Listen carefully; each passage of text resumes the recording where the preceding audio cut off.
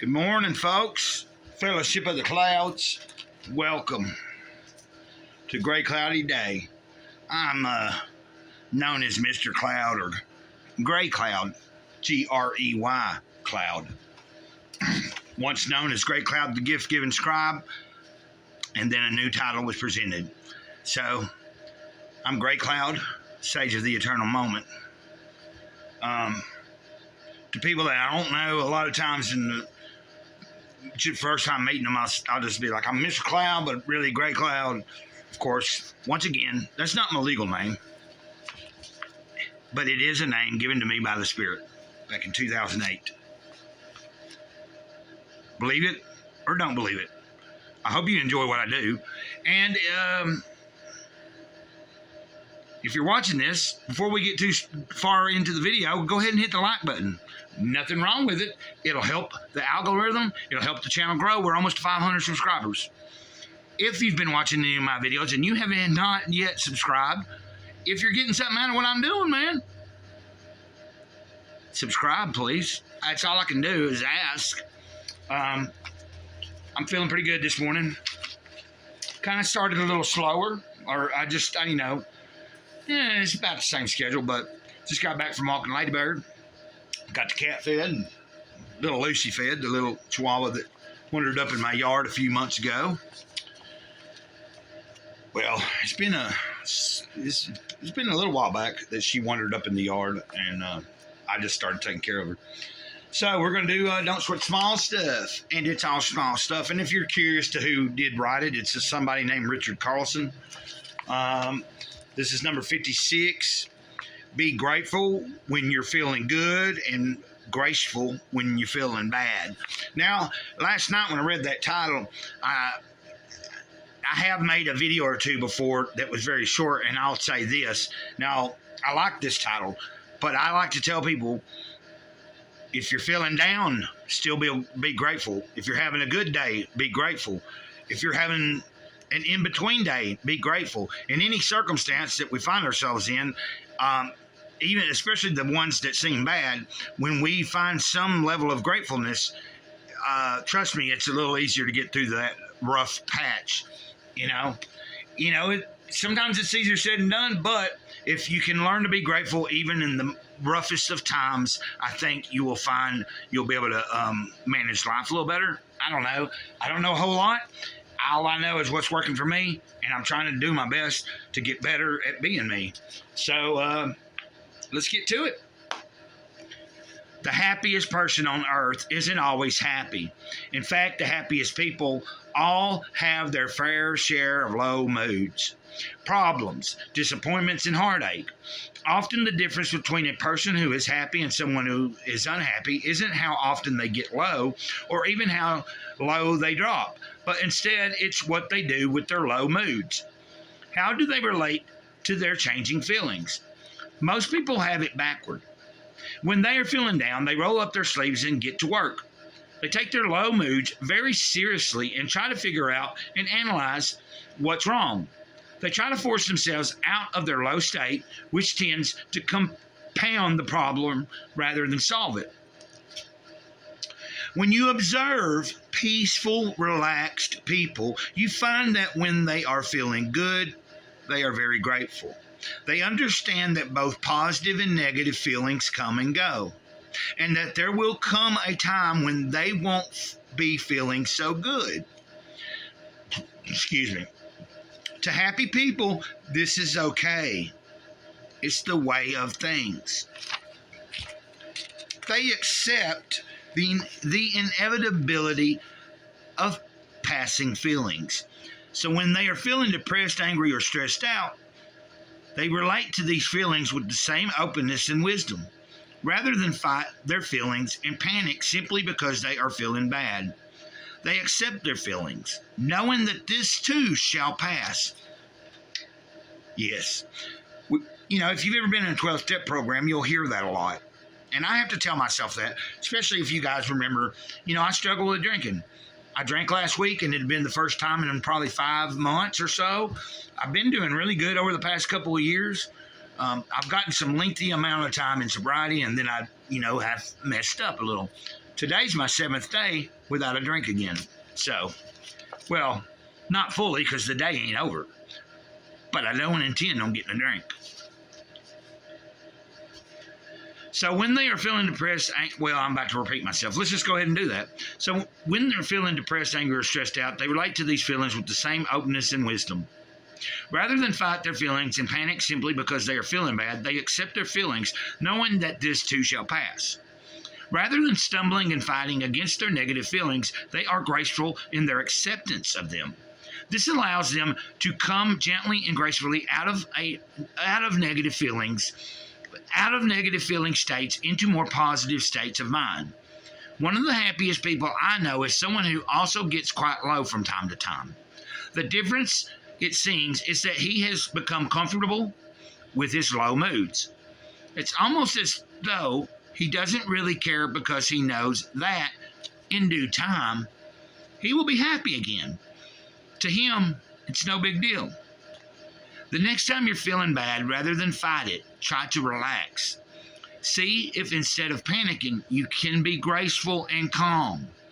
Know that if you don't fight your negative feelings, if you are graceful, they will pass away just as surely as the sun sets in the evening.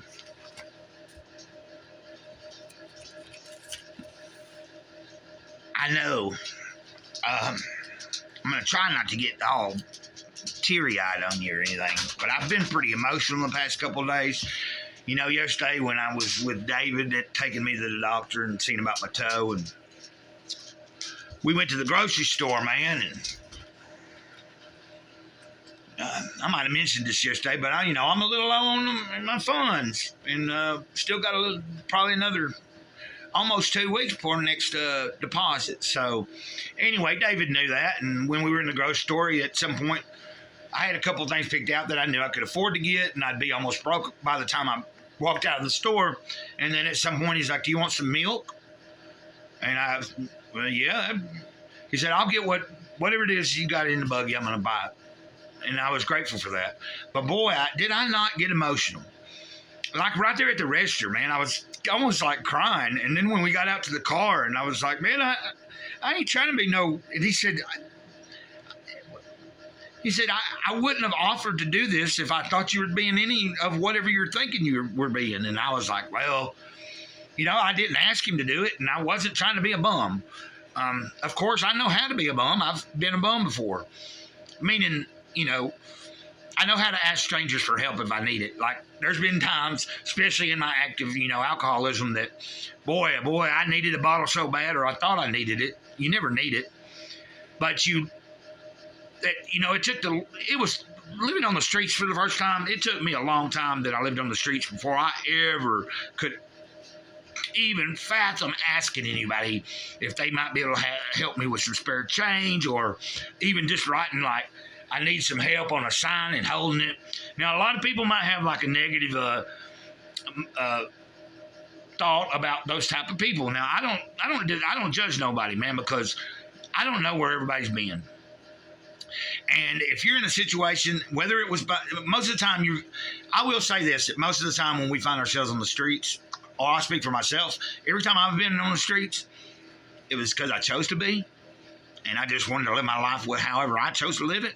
And there have been plenty of times that, even since I started drawing a monthly check, that I chose to just be on the streets because it was just, I didn't have to pay rent. I liked to camp. Now, of course, I was physically better off then. It would about damn near kill me now if I tried to go out there and do that. Not saying that I couldn't, but I'd have to really, and I'd probably need somebody that would be a partner in the camp to help me get some of the things done, because I just don't think I could do it all myself. By God's grace, I guarantee you, if that's the situation that comes up and I have to be in a place like that, I would be able to do it nowadays. It would just be harder, and it'd take a little bit more work and effort. But it's not looking like I got to go back out in no tent or anything like that, or any tent. I'd use the double negative. Sometimes I remember things I did learn in high school. Ugh, a little bitter. I got to put a little bit of more sweetener in that. It's a mixture of lemon juice, vinegar or apple cider vinegar. I threw a little cayenne pepper into it today, and just water, and then I put a couple packets of artificial sweetener, a sativa. Needs about one more packet. Take that bitterness away. I'm trying to think of what else I may need to say before I end this video, and I think we've covered it. I got to say, since we're talking about being down, I can share with you. I always dealt with a certain level of depression in my life, but it really wasn't until the early 2000s. Well, I remember in 2001, before Mom died, being so way out there on some drugs and stuff, and had been up for many days. And then there's an incident happened, and I ended up at the jail, and I just started going ape crap. I'm trying to not.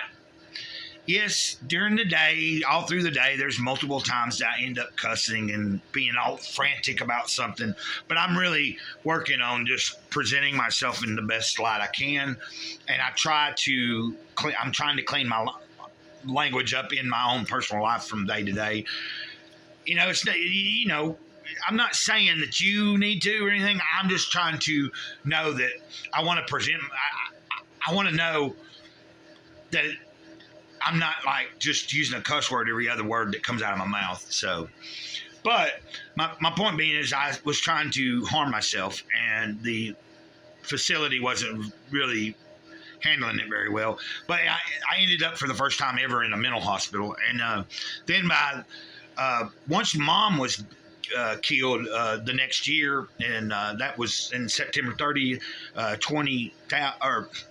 2002, September 30th is when she died in a house fire. And I have talked about this briefly in some other videos throughout the year, from last year to now. At some point, I've mentioned this. I don't know if any of you that were and possibly caught any of those videos remember it, but I'm going to say it here. My mom died in an arson house fire that's still to this day unsolved. And I battled for a long time after that. Every year around, I spent many visits in and out of mental facilities. Either, I was a bad cutter. I would punch myself till I had black eyes. I would burn cigarettes on my arms, and 2 or 3 different times I overdosed on medicines intentionally, and still, made it through. So I know the difference in just feeling down and really having some major depression. But fortunately, I will say, since I've left North Carolina almost 5 years ago, well, it's been about 5 years ago, because I left in December about 5 years ago and ended up in Alabama. It'll be 5 years in March that I've been living in this trailer. But prior to that, I was down in another town, and then I ended up here. I was in Alabama. But the point being is, what little bit of mental health medicine I had ran out. I've never went back to seek any more mental health help, and I've not taken any more mental health medicine over the past, even before I left North Carolina, I pretty much stopped taking most of it except for one thing. Finished it up when I got here, never went back to it. And now, of course, I wasn't handling things too well for the first several years, but it's just dawned on me that it was 2022 that I really started taking sobriety serious again. And for the first time, really just doing it because I wanted to do it so wholeheartedly. I've lost track of time, but I started in April of 2022. I made it all the way to January. I wasn't that far from having a whole year sober. And then I had some physical stuff go on with my back. If anybody's been watching, they know there's been 2 cysts cut out of my back. But that first cyst that I'd been dealing with for a long time and still staying sober. But when it popped open and it was oozing stuff every day, and I was having to try to bandage it, and I couldn't sleep hardly. It finally got to the point that January of last year, which would be 2023, is the first time I slipped up and I drank a little bit for a few days. Then I got back on the wagon, did another good stretch. Couldn't tell you how many months. Then I chose to. Nothing happened that made me do it or convince myself. I just chose to do another drinking little thing, and I had a few days of drinking then. Then I wrapped that up, got another length of time, and then when I drank last week, I think I've said this, but when I slipped up last week and everything, over the past couple of weeks, like January 2nd, I drank, and then I didn't drink for a few days, and then last week I drank for like 3 days, and but I know that on January 2nd, when I chose to drink, I had at least 5 months sober then, and if not a little bit more, but I wasn't keeping up with the date. Now that I messed up last week, and I know exactly the last day I drank, I've wrote down what day it was, and I'm keeping up with it so I can know exactly how many days I get in here. So like I said, today will be 7 days if I make it all the way through the day. And, like this channel is about a lot of different things. This channel is mainly to try to, I like to share from certain books that are really cool, have some positive things, and I can read from them and share with you guys, and it might influence you to see the world in a different way. If you'll remember, the first book I ever really was carrying on with was Living a Life of Awareness, Daily Wisdom on the Toltec Path, or something like that. Daily Meditations on the Toltec Path, which I've been thinking about going and redoing that book. Like, just go through that book again on the channel. But I don't know if that's necessary. Y'all can leave me a comment and tell me, because it was a really good book. And then I did Way of the Wizard, 20 Spiritual Lessons to Living a Spiritual Life, or whatever, which is a very influential book to me. If you want, like, I've got all the Way of the Wizards compiled into a list, playlist, and then I've got one, I think, going on this one, but I haven't updated it in a while, so it's only up to a certain level. While I'm talking about that, I better keep that on my mind. I might try to go in today and see where I left off on the playlist for the Don't Sweat Small Stuff, I think, or maybe I haven't even finished the Living a Life of Awareness yet, I don't think, either. I haven't got all of those on the playlist, but I'm making a playlist for that one, too. So that's something productive I can be doing. So now that it's on my mind, maybe today I'll get some of the videos put onto the playlist to make it easier for you guys. So you can just go to the playlist, and it'll be every video that from that particular series or book that I was reading from and everything. So I didn't intend this video to be this long, but it's seeming that a lot of my videos are starting to come to like almost 20 or more minutes. And that's, I never really intentionally made videos the length that they are. I just do what I do, hit record, and then it comes out like that. But, moving forward, like I've done told y'all, I really hope that soon, the Spirit keeps telling me, God keeps telling me to just be patient. I'm going to be able to get what I need here soon enough. A laptop and maybe like a cool mic because I'd like to get into live streaming.